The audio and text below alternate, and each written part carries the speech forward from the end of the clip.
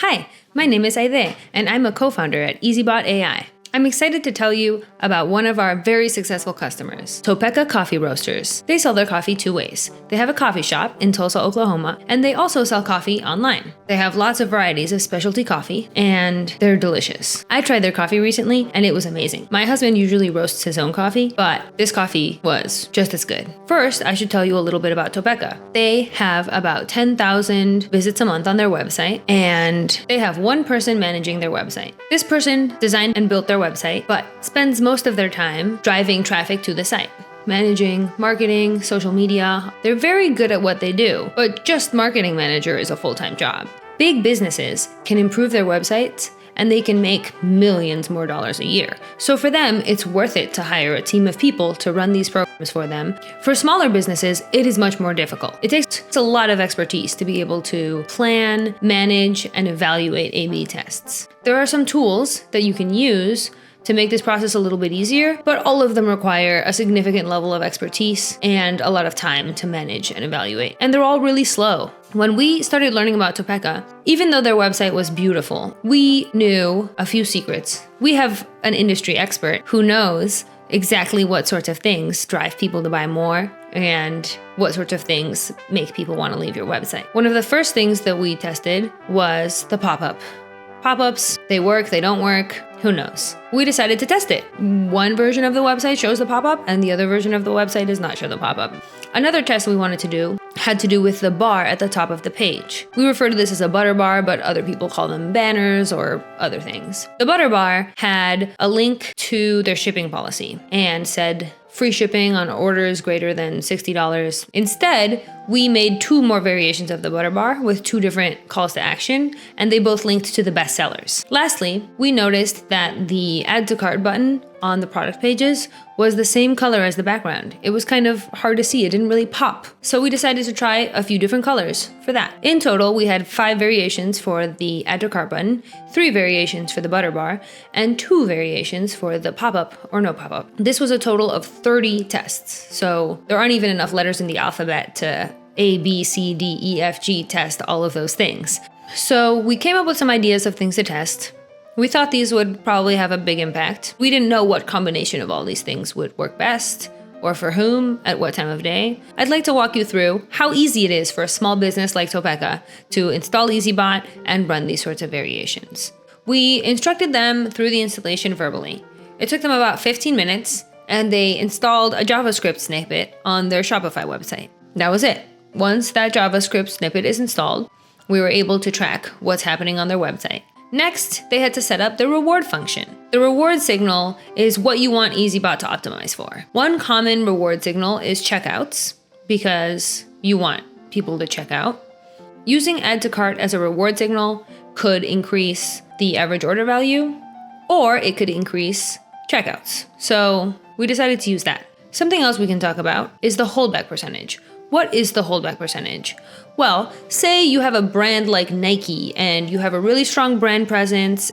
If you have a strong brand presence and you're afraid that going slightly off brand is going to have negative impacts, then you might want to use something called a holdback percentage. The holdback group is the opposite of the experimental group. So if you're trying something new, you might only want to try it with a tiny amount of your traffic. For Topeca, because they're a small business and they're not world famous, and they have low traffic volume, we decided not to hold any of the traffic back. The next thing we did for Topeca was adding those variations that we decided. We have 2 different ways of doing that with ezbot. If you don't want to code, or you are a very visual learner, you may want to use our visual editor.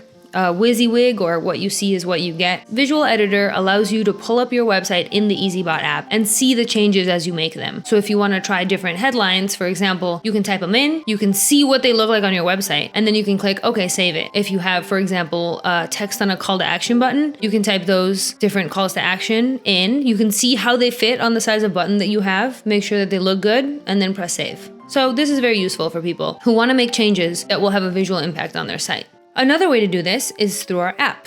In our app, you can do all of the same things that you can do on the visual editor. You just don't see the website changing in front of you. You might just need to make a quick change to some copy or a link, and it's easy to do there.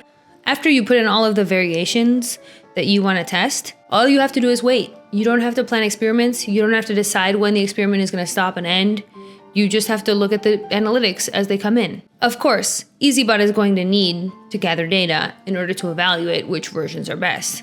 It's going to watch your website, see what people do based on what variation, predict variations to show, and learn. So initially, the graphs will probably show a lot of random noise.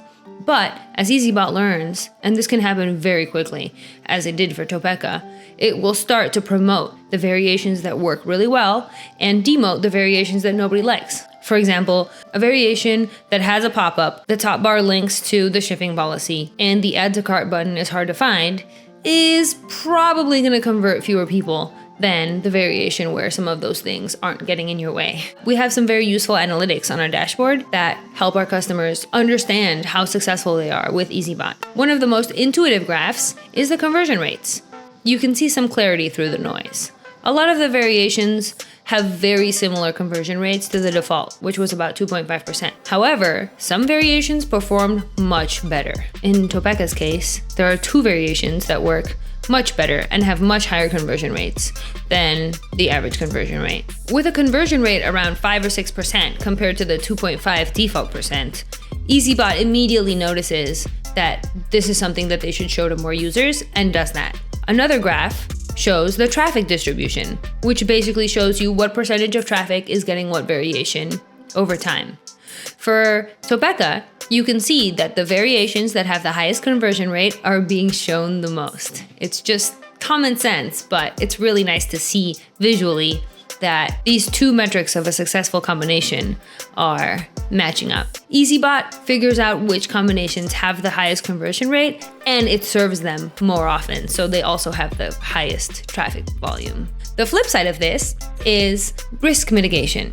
If, for example, you put in a headline that has a typo in it and people don't like that and think it looks terrible and leave your website immediately, ezbot will notice and it will not show that variation to people. So one pro of ezbot is that it automatically reduces the risk from mistakes, bugs, that sort of thing.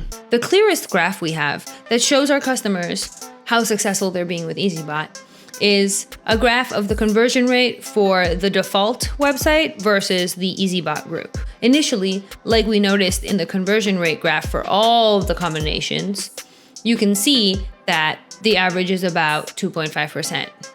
However, as ezbot starts noticing which combinations have the highest conversion rates and serving those more often and more often, the conversion rate of the ezbot group goes up.